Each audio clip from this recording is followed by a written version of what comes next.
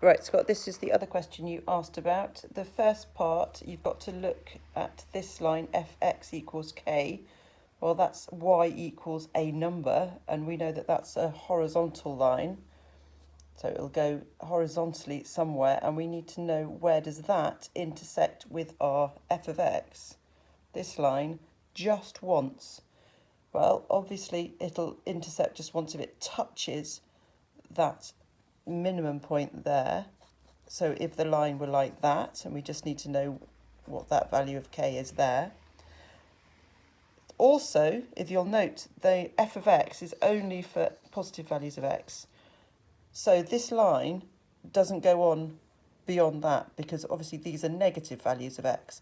So it starts here.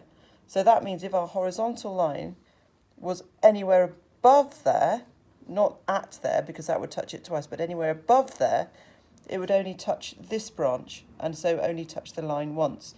So what you need to work out is where is this point and where is this point. You can get this one quite easily by putting x equals 0.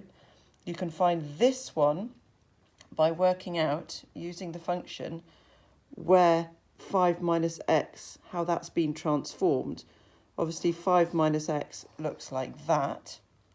It's been modded, so it looks like that. It's been times by 2, so it's been stretched up like that. And then it's been, 3 has been added to the y-coordinate, so then it's been moved up like that. So you can work out where this minimum point is by following that through.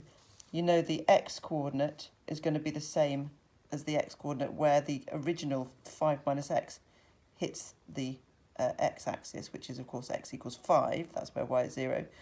And then you know that it's just all been moved up by 3. So actually that point there, we can see, is 5, 3. So therefore, you know this value of k.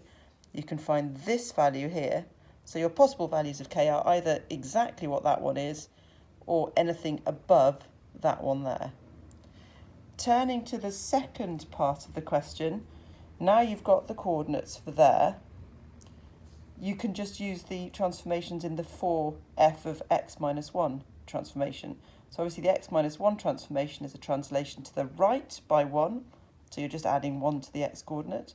And the 4 bit is a stretch in the y direction by a factor of 4, so what you're in fact doing is multiplying the y-coordinate by 4. Hope that answers your question. Okay, bye.